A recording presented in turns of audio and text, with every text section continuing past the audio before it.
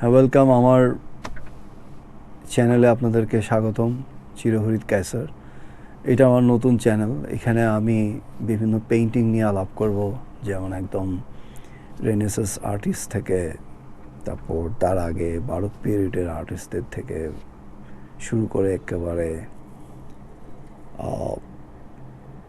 Impressionist, expressionist, post impressionist, তারপর cubist, even British একদম যারা ব্রিটিশ আর্টিস্ট ছিল তারও অনেক আগে, যেমন টার্নার, জে.ডব্লিউ. টার্নার, কনস্টেবল, ওদের পেইন্টিং নিয়ে আমি বলবো। আমি আসলে সারা জীবন ছবি আঁকতে চেয়েছি, যদি আমি ফাইন আর্টসে পড়িনি, কিন্তু আমি একদম ক্লাস 8-এ আমি আসলে একদম ফাইন আর্টসের অনেক বই পড়েছিলাম। সেই সৌভাগ্যটা আমার হয়েছিল। তো সেজন্য আমার দৃষ্টিকোণটা একেবারে আরও বেশি একাডেমিক আমি মনে করি আর কি। আমার প্রিয় শিল্পীদের মধ্যে হচ্ছে এগন শিয়াল সম্ভবত উনি মনে হয় পোস্ট ইমপ্রেশনিস্টের মধ্যে পড়ে, পোস্ট এক্সপ্রেশনিস্ট, সরি। আপনারা জানেন উনি ছিলেন অস্ট্রিয়ান, উনি গুস্তাভ ক্লিমটের শিষ্য ছিলেন। আপনারা একটা ছবি দেখবেন, ফ্রেঞ্চ মুভি দেখেছিলাম আমরা, গুস্তাভ ক্লিমট এবং এগন শিয়ালের মধ্যে যে সম্পর্কটা। ক্লিমটকে আপনি নিশ্চয়ই চিনেন, কিস ছবিটা অনেক বিখ্যাত ছবি, যখন অস্ট্রিয়া পৃথিবীর কালচারাল হাব ছিল প্যারিসের আগে, ভিয়েনাতে। তো আমার আরেকজন প্রিয় আর্টিস্ট সবার মতো ভিনসেন্ট ভ্যান গগ।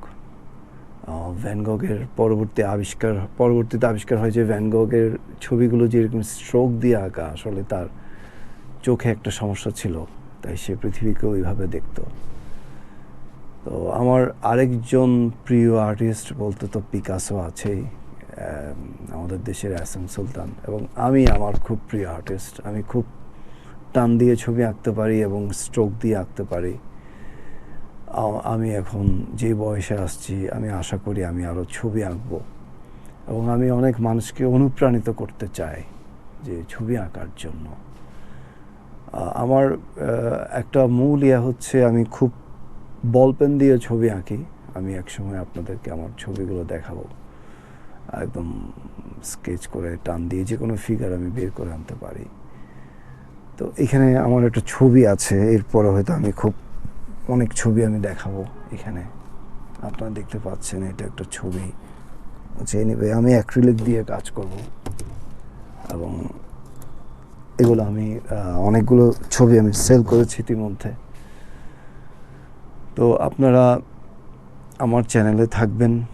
আমি মূলত একজন মিউজিশিয়ান, কবি, এবং আমি ফিলসফার বলতে পারেন, এবং ছবি আঁকা ছিল আমার মেইন একেবারে। কিন্তু যে কোনো কারণে আমার এক মামা বলেছিল যে আমাকে, তুই ছবি পেইন্টিংয়ে পড়লে তোর ছবিতে ক্রিয়েটিভিটিটা চলে যাবে, ওই জন্য আমি ছবি আঁকাতে পড়িনি। এটা একটা আমার ভুল ডিসিশন ছিল।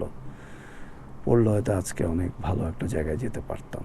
এনিওয়ে, তো আমার চ্যানেলটা ভালো লাগলে অবশ্যই সাবস্ক্রাইব করবেন এবং সঙ্গে থাকবেন। ধন্যবাদ।